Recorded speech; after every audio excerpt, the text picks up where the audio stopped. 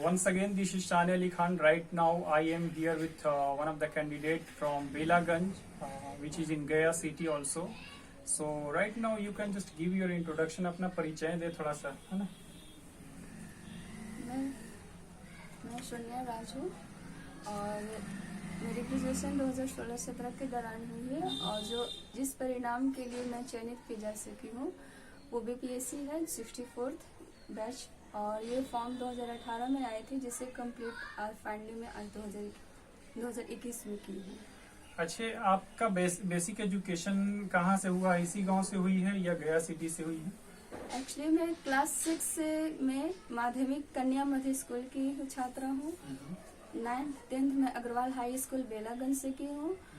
10th के बाद 11th 12th भी मैं यहाँ से की हूँ अग्रवाल हाई स्कूल और देन आफ्टर मैं ग्रेजुएशन की हूँ मिर्जा गालिब कॉलेज गया। अच्छा, ग्रेजुएशन आपका कौन सा विषय रहा था? Physics honours. Physics honours. अच्छा, तो आपका जो ऑनर्स पेपर रहा होगा बीपीएससी में वो फिजिक्स ही ऑनर्स था या कुछ और आपने चेंज किया? मैं बीपीएससी में एंथ्रोपोलॉजी को चयन की हूँ। अच्छा, एंथ्रोपोलॉजी को चेंज किया है।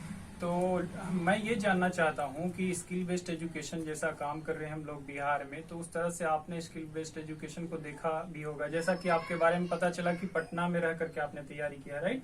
तो वहाँ का इन्वायरमेंट कैसा था, लोगों को बताना चाहेंगी एजुकेशन का?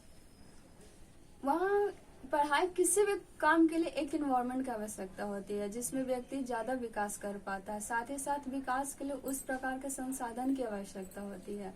तो हमें लगा कि बेला से निकलकर पटना इसके लिए एक बेहतर विकल्प होगा जहाँ बीपीएससी का इन्वायरमेंट था, उस तरह के संसाधन थे और एक कॉम्पिटिटिव माहौल इन्वायरमेंट था।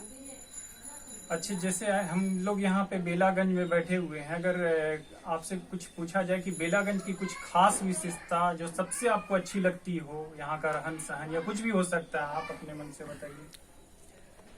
मैं यहाँ की सोसाइटी बोलूँगी क्योंकि हालांकि ये तो निगेटिव है लेकिन आज जिस सोसाइटी से मैं निकल कर आई हूँ, आज ये सोसाइटी मेरे लिए पॉजिटिव का काम किया क्योंकि इस सोसाइटी से निकलना का मतलब है कि समुद्र के विपरीत धारा को चीरते हुए निकलना।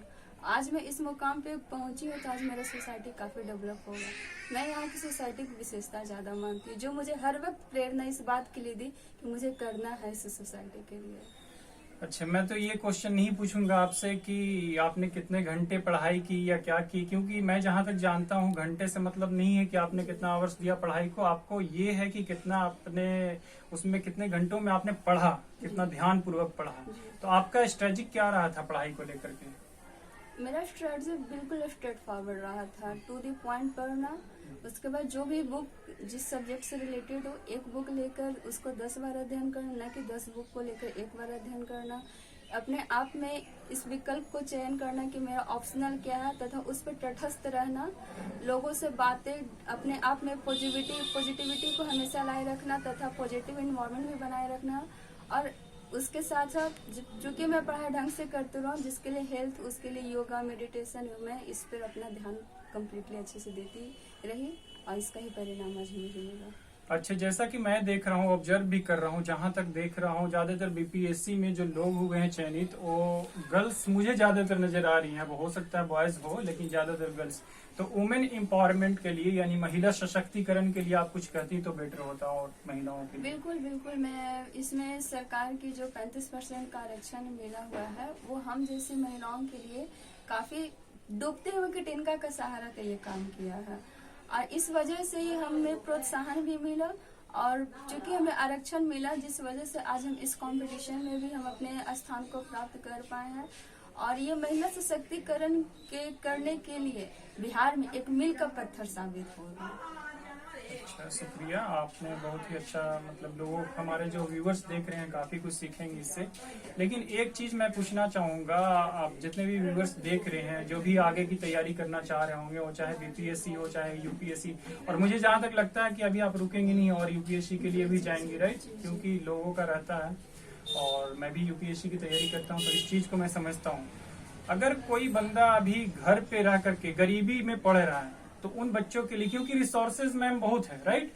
अब ये कोई गरीब नहीं बोल सकता कि हमारे पास रिसोर्सेज की कमी है, हमारे पास टीचर्स की कमी है, बहुत सारे यूट्यूब पे ये वो बहुत सारे हैं।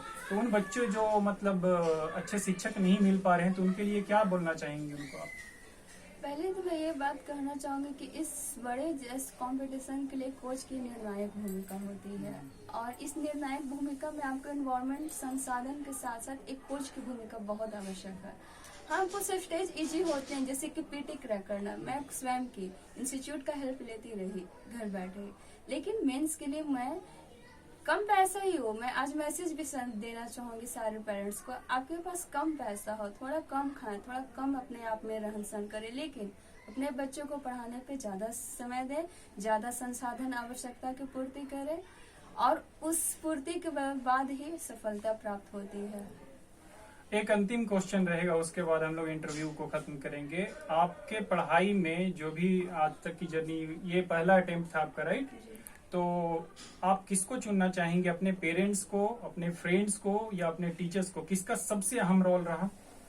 मैं अपनी माँ का चयन करना चाहूंगी, इसलिए ओके। क्योंकि मेरी माँ डोमेस्टिक वायलेंस की बहुत ज्यादा शिकार रही है, और उस वायलेंस की वजह से माँ हमेशा प्रेरणा देती रही है कि बेटी हमेशा आत्मनिर्भर बने रहना, और इनका ये बात बहुत मोटिवेट किया। और जब इस कंपटीशन में आए तो मुझे पिताजी ने सिखाया कि बेटा अर्जुन की तरह आँख पे ध्यान रखना, और ये श्रेय में यही तो लाइन मुझे जिंदगी में आगे लेके गया।